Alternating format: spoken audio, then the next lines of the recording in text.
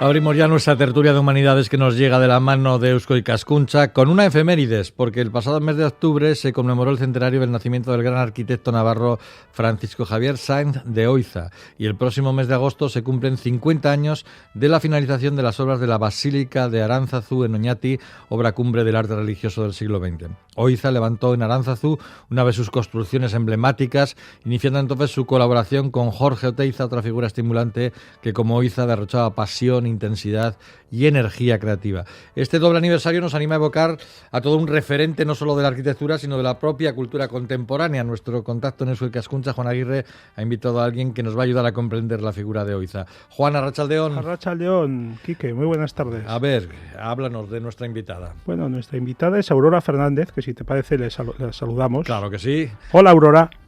Hola, buenas tardes. Buenas tardes, Aurora, buenas tardes. Bienvenida a Islandia para hablar sobre Oiza 100 años, que es el título de un libro colectivo que ha publicado Ediciones Asimétricas, que es una editorial muy interesante, especializada en temas de arte y arquitectura. Y este libro recoge una treintena de textos escritos por 4 generaciones de alumnos, de colegas, compañeros y amigos de Francisco Javier Sáenz de Oiza. Y bueno, Aurora, nuestra invitada de hoy, ha sido la responsable de esta edición. Ella es arquitecta y profesora en el Departamento de Proyectos Arquitectónicos de la Escuela Técnica Superior de Arquitectura de la Universidad Politécnica de Madrid, donde dio clases también el profesor Sáenz de Oiza.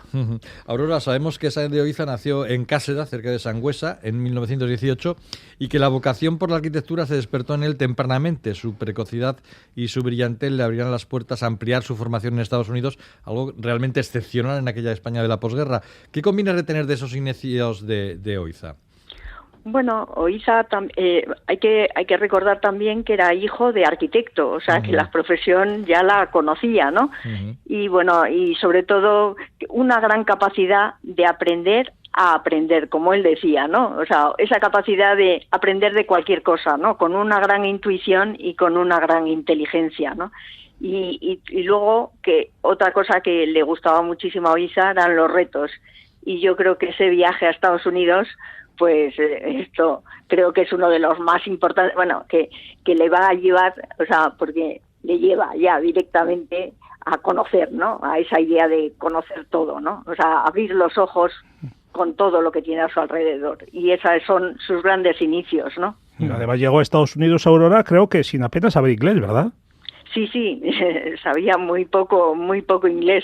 Y bueno, sí, pero se iba interesando por todo, sobre todo por casi todas las máquinas o los funcionamientos o las instalaciones o todo, o sea, menos por los propios edificios y más por la manera de construir las grandes alturas, o sea, los grandes edificios en altura, las grandes fábricas, todo lo grande, ¿no? O sea, toda la idea de lo grande y las máquinas que incluía, o sea, la técnica. Sí, esto me lleva precisamente, Aurora, a preguntarle por lo que yo, no sé, yo creo que quizás se podría llamar el giro tecnológico que imprime Sáenz de Oiza a la arquitectura española del siglo XX, ¿no?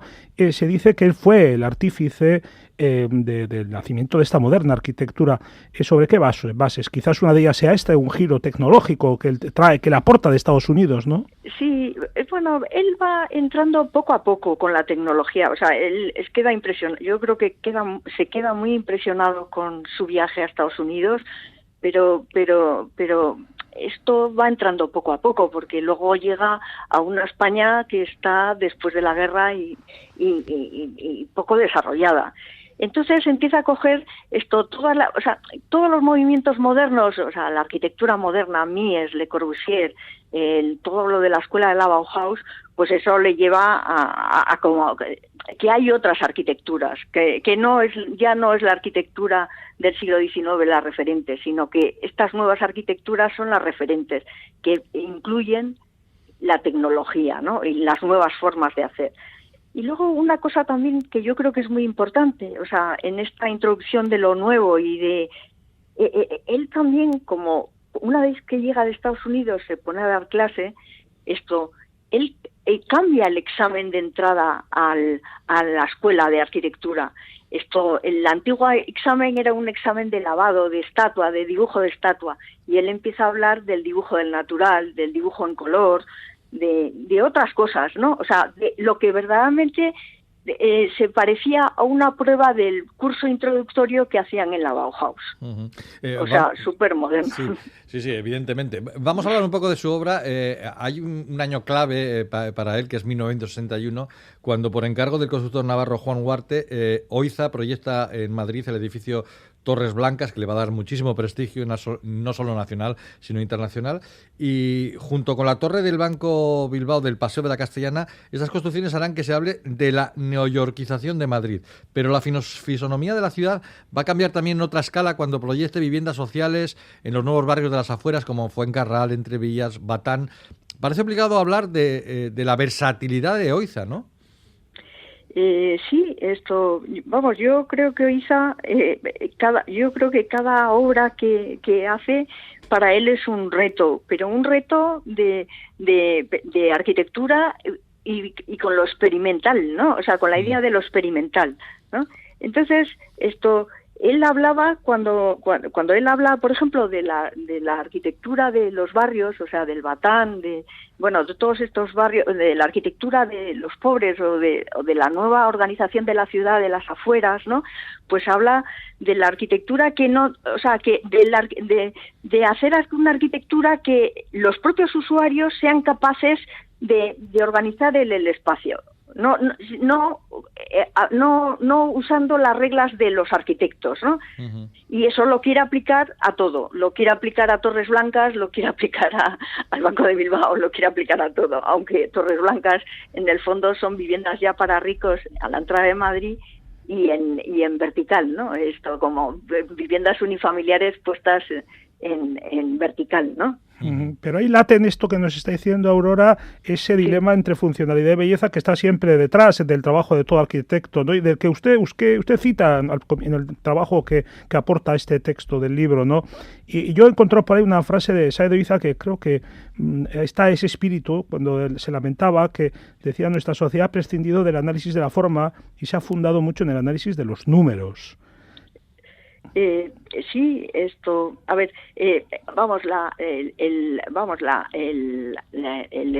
la arquitectura incluye como dos ciencias, una parte que es la técnica, la ingenieril, ¿no?, por decirlo así, y luego la otra que es la humanística. Y yo creo que Oiza, ante todo, era muy humanista, o sea, le importaba mucho todo lo relacionado con lo espiritual del hombre, ¿no? Con el conocimiento, con la imaginación, con la creatividad, con la belleza. Y claro, como con las leyes físicas y las matemáticas, que son las que vienen con los números, pues también son importantes, pero creo que se pueden paliar un poco, ¿no? Pero él yo creo que estaba muy interesado en esa idea del humanismo como el hombre humanista del Renacimiento, ¿no? Uh-huh. Precisamente en el libro, Oiza 100 años, se recogen anécdotas, testimonios realmente jugosos, y en esta línea que estabas diciendo, pues descubrimos a un profesor extraordinario que llevaba a clases libros inesperados para una aula de arquitectura, libros de poesía o de filosofía, con los que contagiaba de inquietud creativa a sus alumnos. Aurora, qué gran suerte habéis tenido los discípulos de Oiza. Sí, la verdad que sí, no te dejaba, no era término medio, Isa, era o te encantaba o lo odiabas, pero no había término medio. Sí, en eso coincide con Oteiza también, ¿eh? En eso coincide con Oteiza, su gran amigo, sí. Era como nos dice Aurora, era un humanista, era un artista, pero era también un hombre tremendamente competitivo, porque claro, no olvidemos, Quique, que hay una faceta en la arquitectura, que en esta profesión se da específicamente, que es la de que hay que lidiar en concursos. Hombre, claro, hay que competir con otros arquitectos. Exacto, claro. Hay que competir. Entonces, ayudaba, según se ve en el libro muy bien, cómo ayudaba a sus alumnos a desarrollar esa faceta. Y esto es una peculiaridad importante de la profesión y que dejó en él una huella, porque Aurora Oiza triunfó en muchos proyectos como los que acabamos de citar, pero también fracasó en otros, claro. Sí. Vamos, yo creo que la huella más grande de Oiza es que, claro, como era una figura tan poliédrica, o sea, tenía múltiples cabezas, no era bicéfalo, era tricéfalo, cuatricéfalo, ¿no? Y entonces, en esa cosa, o tú encontrabas el camino, o si no, era imposible, o sea, era imposible aprender. Y yo creo que eso eso es lo que nos ha enseñado a todos, ¿no? O sea, yo creo que esto, buscar el conocimiento y tenerlo claro y encontrar tu camino en ese conocimiento. Oye, como hemos dicho al comienzo, en 1969, hace ahora 50 años, finalizaba la construcción de la Basílica de Aránzazu.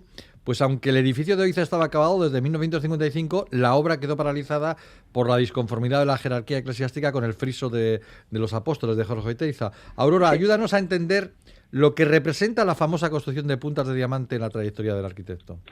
Hombre, a ver, yo lo he estado pensando un poco y bueno, lo de las puntas de diamante, yo creo que tiene que ver con su primer concurso que gana para la ordenación en Segovia de la Plaza del Acueducto, que hay la Casa de las Puntas de Segovia, que es una casa de puntas de diamante, o sea, y entonces esa figura, ¿no? Pero, hombre, él en su memoria de concurso habla de la representación de la zarza donde se había aparecido, ¿no? La imagen de la Virgen, ¿no? Que yo no me acuerdo muy bien, ¿no? De lo de la Basílica de Aránzazu, sí, ¿no? Sí, ¿no? sí, Que hay sí. de un abate que nos cuenta una historia, y yo creo que es muy bonita el símil ese de la zarza, ¿no? O sea, de la idea de la zarza con la punta de diamante.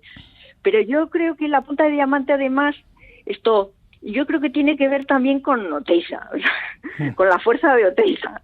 O sea, yo creo que Oiza y la Horda, porque son los dos arquitectos de Aránzazu, pues empezaron haciendo muchas cosas, o sea, muchas decoraciones ahí en la fachada, y al final fueron abstrayendo, simplificando, y yo creo que esas puntas de diamante se han convertido, por un lado, en también una semejanza del paisaje tan bonito que hay, ¿no? En Aránzazu, ¿no? Con respecto a las montañas y los árboles y esa fuerza que tiene el paisaje, incluidas las puntas de diamante. Esa es mi interpretación. Oye, antes de hablar de la relación de Oiza y Oteiza, sí me gustaría saber qué supuso para él hacer Aránzazu, para Oiza. Para Oiza, yo creo que es un momento importantísimo para él, porque, yo creo que Oteiza, la figura de Oteiza en Oiza fue importantísima. O sea, yo no sé en qué relación, o sea, qué relación fue, si uno más que otro, pero Oteiza estaba muy avanzado. Él acababa de venir de Argentina, ¿no? Porque había estado en el exilio, ¿no? Uh-huh. Y entonces, pues, venía con todo lo moderno, vamos, con toda la idea de la escultura moderna, del movimiento, o sea, de todo el siglo XX, o sea, venía con el conocimiento. Y entonces yo creo que todo ese conocimiento que tenía Oteiza, esa capacidad que también tenía Oteiza de transmitir, pues yo creo que para Oiza fue impresionante. Y esa unión, ¿no? En Aránzazu, ¿no? De las artes y la arquitectura, ¿no? Como el todo, ¿no? O sea, como una arquitectura que engloba el todo, ¿no? El todo de las artes. Eso es, para Oiza lo mejor. Sí, es una especie de obra total. Aránzazu es una obra total, sí. Exactamente, una obra total, ¿no? Aurora, es que además se compartía una mutua admiración, Oteiza y Oiza, y eran dos genios creativos que tenían esa visión, ¿verdad? Oteiza siempre decía, yo no soy escultor, yo soy biólogo del espacio. Y de alguna manera él decía también, Oiza decía que él era constructor o desvelador de enigmas, ¿no? Esa visión un poco metafísica del arte. Sí. Alguien dice en el libro, que me ha hecho mucha gracia esa expresión, que dice alguien, no me acuerdo, uno de los autores, dice Oteiza y Oiza llegaron a convertirse en dos iguales, pero ojo, dos iguales totalmente diferentes. Una bonita paradoja. Sí, bonita paradoja, ¿no? Bonita paradoja. Yo creo que los dos eran dos armas, o sea, dos cabezas poliédricas en sí. Oiza en la escultura, Oteiza en la escultura, Oiza en la arquitectura, pero los dos cambiaban de tercio cuando querían, vamos, o sea, eran capaces de cambiar de tercio en cualquier momento. Y yo creo que eran buenos dialogadores y buenos lectores también, y bien informados, que yo creo que eso era también muy importante, ¿no? la buena información. Oiza, 100 años en ediciones asimétricas bajo la dirección de Aurora Fernández. Aurora, muchas gracias por haber estado con nosotros y sobre todo muchas gracias por haber hecho este libro que yo creo que fija muy bien la importancia que tuvo para la arquitectura española, para la arquitectura internacional, para nosotros como vascos, por Aránzazu, ese gran arquitecto que fue Francisco Javier Sáenz de Oiza. Bueno, muchas gracias a vosotros. Gracias, Aurora. Hasta la próxima, Aurora. Adiós, hasta luego. Juan, Adiós. Venga. Dentro de 15 días nos vemos. Aquí estaremos. Hasta luego. Agur. Agur.